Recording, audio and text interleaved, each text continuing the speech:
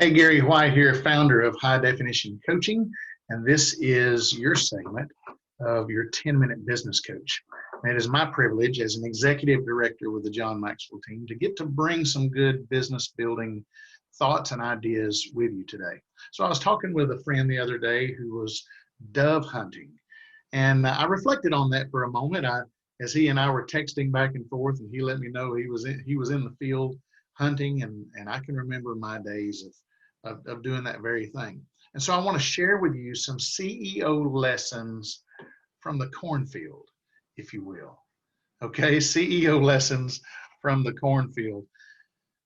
So if you've ever done dove hunting, then you're going to be able to appreciate this, that it's not just as simple as aim the gun and go for it. There's some things that you've got to know if you're going to be successful in that area. And number one is you got to stay out in front. You got to stay out in front whenever you're dove hunting. You got to lead the dove, and you got to stay out in front. As leaders, as CEOs, you've also got to stay out in front of your people. You've got to lead your people well. Leaders are only leaders if there's someone following them. They're really only going to be following you if you're going somewhere and if you're communicating that effectively. And then it has to be somewhere that's going to be good for them. Isn't that true? And so take inventory today. Are you staying out in front as a CEO? Are you staying out in front? Are you leading the way? Are you charging the hill, if you will? And are you communicating that vision to those that you're leading? The second thing, that's a lesson from the cornfield for CEOs, you have to pace them. You have to pace them.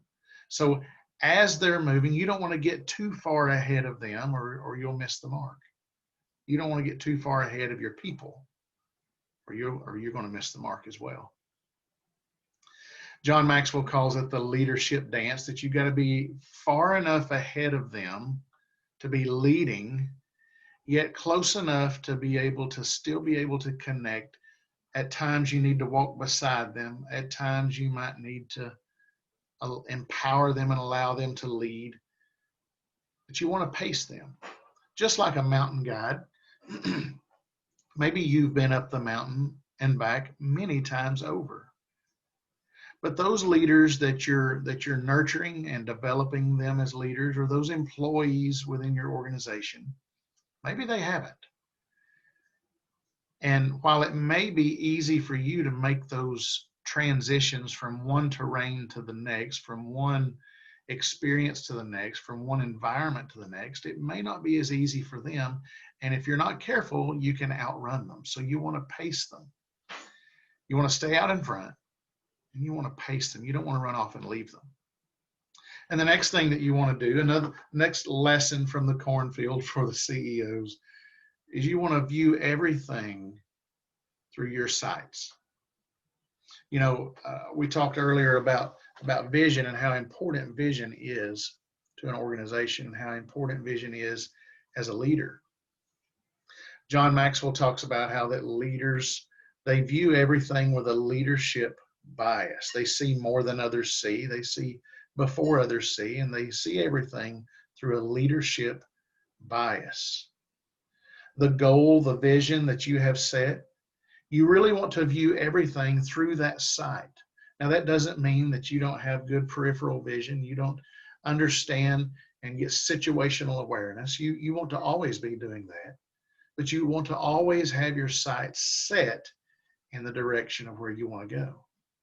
Have your sights set, or again, you'll miss the mark if you don't view everything through your sights and make sure they're aligned. And then the fourth thing I want to share with you, leadership lessons, CEO lessons from the cornfield. You have to pull the trigger.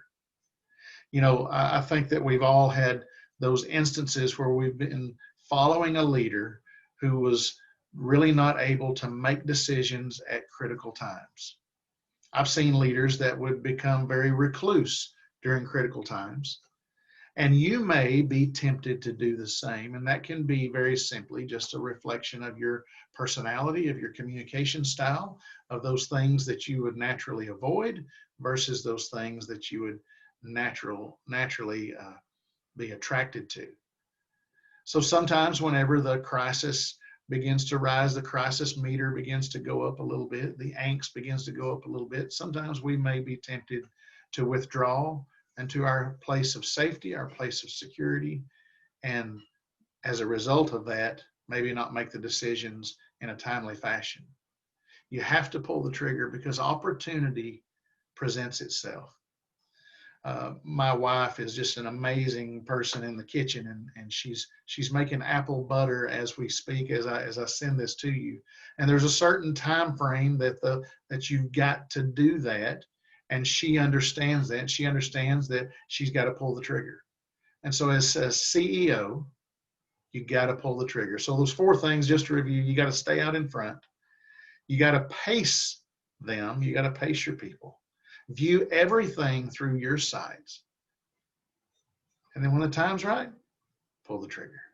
This is Gary White from the John Maxwell team and High Definition Coaching. It's my pleasure to bring you your 10-minute business coach. Take care.